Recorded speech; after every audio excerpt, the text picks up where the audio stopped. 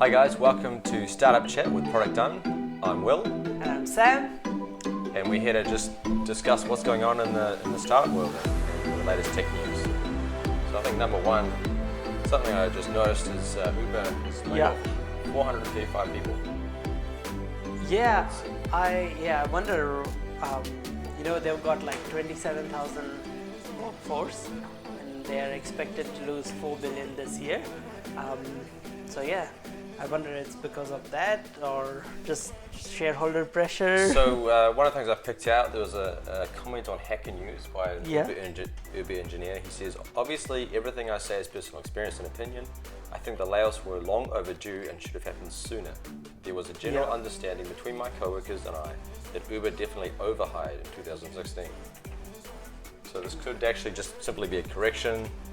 They've got billions of dollars in the bank, and it's so easy to spend that. So easy to hire. Uber Eats apparently is doing really well. Uber Freight is doing really well. Maybe Uber Car, it's just ubiquitous now. I don't know. Yeah, I think it's just one of those things that corporates or listed companies do. Like I was speaking with one of my friends here, and he was saying in his company that he works for, which is a listed New Zealand company, is like they are in perpetual restructure every year. After they report their shareholder earnings and everything, they lay off 200 people, and then in the next 6 months they go and hire 2,000. So there's just a process that continuously perpetuates. And Uber has hired, I don't know, about 5,000 or something employees in the last year. So they laid off 10% of the 90% or something they hired, so they'll probably hire another 5,000 over the next year. They're always in hiring mode. Which puts it in perspective. Which puts you in perspective. This is just for to keep the shareholders happy, to show that we lost a lot of money, we'll lose maybe 5% less next time, but we'll still continue to lose a lot more and grow. It seems like everyone wants to be Amazon and have complete monopoly over their niche.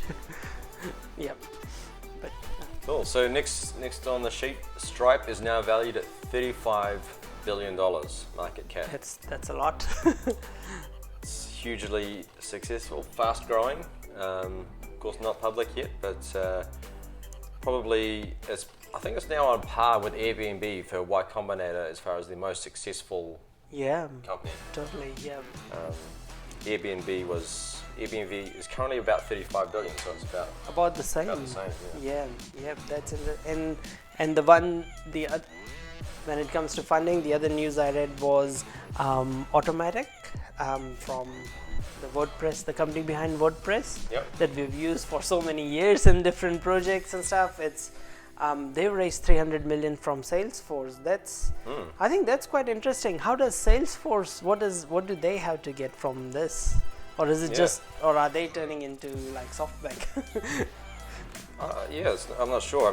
One quote that was quite interesting there was Matt Mullenweg. He says, "What we want to do is become the operating system for the open web.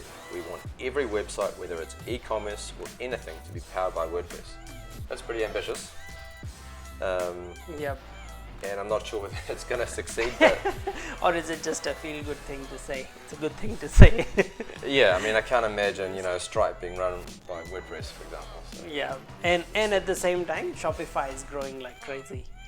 And then there are all these landing page builders that you don't even go for a full-on WordPress type solution. You just use something like, I don't know, lead pages or ClickFunnels or some sort of Netlify. Netlify is amazing. We use Netlify for a lot of our projects. So what's next? Oh, is WeWork still doing an IPO or? So the latest is that they've pulled their IPO plans. And this is an interesting one for anyone who watched the Fire documentary on Netflix or the other one on Hulu. This is, isn't this like 10x Fire or something? Or probably, a lot bigger than that. I don't know. Or what was that one? The biotech startup? Oh, yes. What's her name? I've forgotten the name now, but she. I wonder if there will be a Netflix documentary.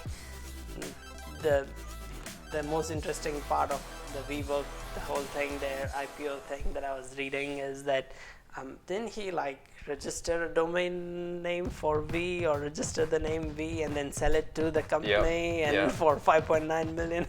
To be fair, he ended up transferring that back. Oh, okay. So it appears that he is sort of listening to these criticisms. So we'll see what happens. Yeah, that'd be interesting. Yep. I think the feeling though in the industry is WeWork. It's not really a tech company. I mean, it's not like a Stripe or an Airbnb. Yeah. It's kind of a different kettle of fish. Anyway. Yeah. Hey, one interesting marketing technique I've noticed. I mean, I buy a lot of Kindle books, probably too many than I should be, based on my slow reading speed. But one interesting thing is I've noticed Kindle prices have risen slightly. I've used to being spent, $12, $11. They're now as high as $15, but they do something interesting where for every purchase they give you credit. So you buy a $15 book and they'll give you $2 instant credit, which you then spend on your next Kindle book. When you then get more credit to spend on your next Kindle book. So it's like this vicious circle of forcing you to spend more. It's really quite smart, really. And that credit expires, so it forces you to keep up your Kindle spending habit. Yeah. So, I mean, I think if you own an e-commerce shop, then you should look into it. Maybe this is a good way, like, or make a plugin or something that allows you to do that. There you go for WordPress. That it gives you discount for your next purchase instead of giving you discount for your current purchase. So yeah, I think that's quite cool. Wonder if we can try it anywhere. Well, our Kindle book is on Kindle, but it's free, so I don't think they're going to give any credits for that one. Any credit for that one, that's all good. So yeah, cool. So we'll catch you guys next week.